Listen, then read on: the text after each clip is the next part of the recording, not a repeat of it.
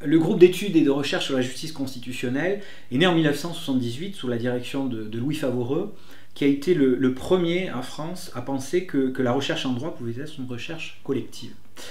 Et dès 1978, il a décidé d'organiser un laboratoire autour de la justice constitutionnelle et du droit comparé, qui réunirait à la fois des enseignants-chercheurs aguerris, mais aussi des doctorants, des jeunes doctorants, qui travailleraient aussi au sein du centre. Donc il a véritablement, d'un point de vue institutionnel, structuré la recherche en droit constitutionnel et en droit constitutionnel comparé, et réussi quelque part à créer une école de droit constitutionnel, c'est l'école aixoise de droit constitutionnel, et aussi il a réussi à transmettre entre les générations un certain nombre de valeurs de recherche, de valeurs de connaissances, autour du droit constitutionnel, du droit comparé, de la justice constitutionnelle. Et d'ailleurs, aujourd'hui, nous nous retrouvons un certain nombre à avoir été nous-mêmes étudiants au sein du GERC, aujourd'hui Institut Louis Favoreux, évidemment.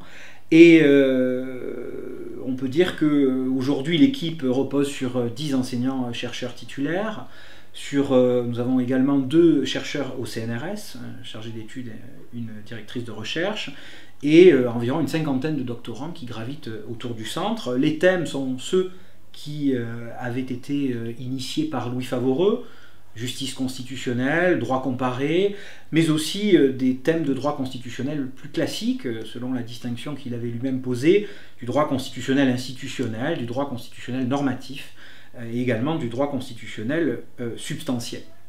Tous ces thèmes de recherche se concrétisent évidemment par un certain nombre de productions scientifiques, et plusieurs manuels sont rédigés au sein du laboratoire en droit constitutionnel. Par ailleurs, nous avons une revue, la Revue française de droit constitutionnel, qui est aussi gérée du GERC, l'Annuaire international de justice constitutionnelle, qui réunit, et ça c'est véritablement une création forte de Louis Favoreux, une vingtaine de nationalités autour de thématiques qui changent année par année, et qui est complété aussi par ce qui a été longtemps un cours international, qui est aujourd'hui une université d'été. Donc on peut dépoussiérer le modèle original, puisque ça fait 35 ans que tout cela dure.